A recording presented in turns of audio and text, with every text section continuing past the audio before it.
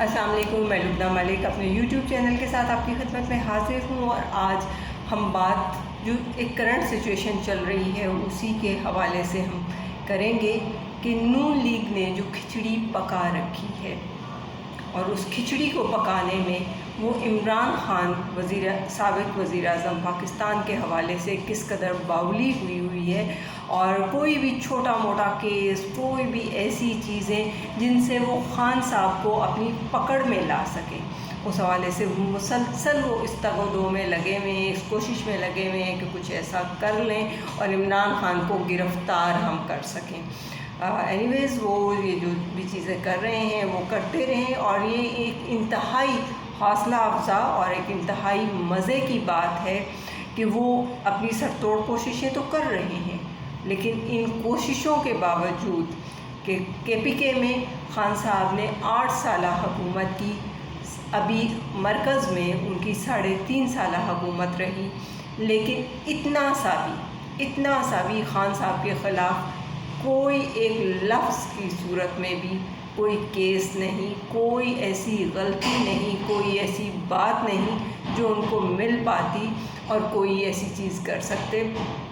نہ کوئی اقربا پروری، نہ کوئی کرپشن، نہ کوئی کمیشن خوری، نہ کوئی کسی قسم کا کوئی کیس سامنے نہیں آیا، نہ ہی خان صاحب نے کارخانے لگائے۔ مطلب ایون یہاں پاکستان میں تو ایسا کچھ نہیں ہوا، لیکن ایون خان صاحب نے یہاں پاکستان سے ایک رقم اٹھائی اور لے جا کے انہوں نے سوئٹزرلینڈ میں یا ادھر ادھر کسی بھی جگہ میں، ملک کسی میں بھی یا دنیا کے کسی بھی حصے میں کسی قسم کا کوئی کاروبار بھی نہیں کیا۔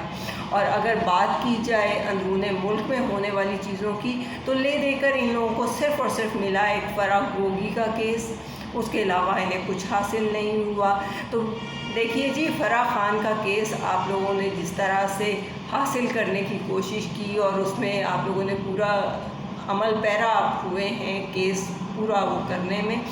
تو اگر آپ کو یہ لگتا ہے کہ اس کیس کی صورت میں آپ خان صاحب کو گرفتار کروا سکتے ہیں یا کچھ ایسا کر سکتے ہیں، تو پہلے آپ فرح خان کے بارے میں بات کیجئے۔ فرح خان صاحب کے ساتھ نہیں، وہ ایک نون لیگی ایم پی اے کی بہو ہے،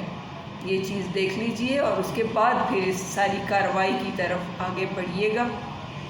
باقی ہر طرف سے مایوس ہونے کے بعد یہ سارا سینیریو جو ہوا نا، اس میں انتہائی مایوسی ہوئی ہے نون لیگی حکومت کو، بلکہ اس امپورٹڈ سرکار کو،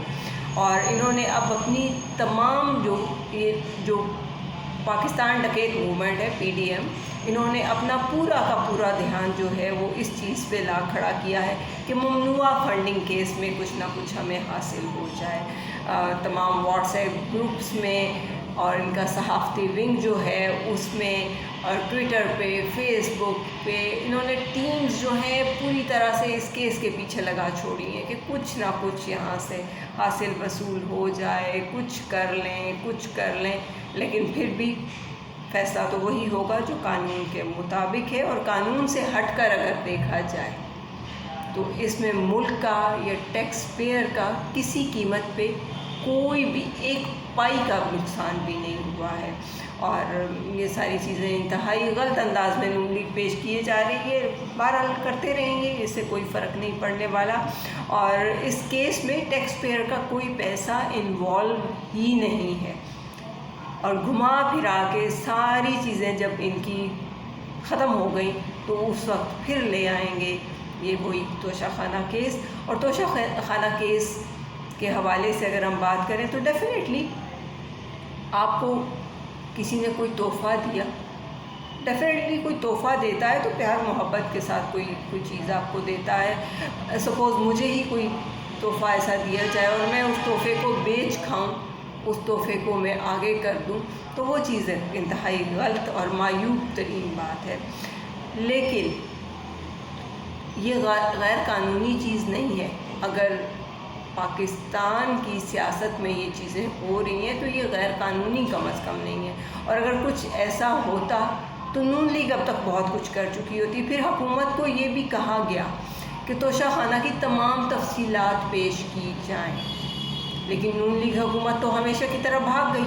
بگوڑی ہے نا، جیسے اب آپ کے سامنے کہ کل مریم نواز کس طرح سے بھاگی، حالانکہ وہ کہتی تھی کہ مجھے اگر ٹرے میں بھی سجا کے میرا پاسپورٹ دیا جائے اور مجھے کہا جائے کہ چلی جاؤ تو میں ان کو واپس کر دوں گی۔ یہ واپس کیا، اس کا جو ٹرے میں واپس کرنے کا سفر تھا پاسپورٹ کو وہ، اور اب اگلا سفر لندن پہنچنے تک کا سفر جو ہے اس نے اب شروع کیا ہوا ہے اور ہوپ فلی لندن پہنچ گئی ہے۔ لیکن یہ اتنی نیگیٹو چیزیں اور اتنے عجیب انداز میں یہ ساری چیزیں کی جا رہی ہیں اور ہو رہی ہیں کہ کچھ سمجھ نہیں آتا۔ اور جہاں تک بات ہے کہ توشہ خانہ کیس میں اگر دیکھا جائے تو خان صاحب نے کیا کیا، ان کے اوپر تو الزام ہے صرف یہ انہوں نے گھڑیاں بیچی ہیں۔ تو گھڑیاں بیچنے والے جو اس چیز پہ پوائنٹ اٹھا رہے ہیں لوگ کہ گھڑیاں بیچی، تو نون لیگ کو کیوں نہیں پوچھا جاتا جنہوں نے BMW تک بیچ دیں، انہوں نے تو BMW تک ہڑپ کر لیں اور ہر چیز کا بیڑا غرق کر دیا۔ لیکن مزے کی بات یہ ہے کہ یہ اس قسم کے شوشے جو ہیں نا وہ وقتاً چھوڑے جاتے ہیں پٹواری ازم کو زندہ رکھنے کے لیے، ان کے اندر تھوڑی سی ایک وہ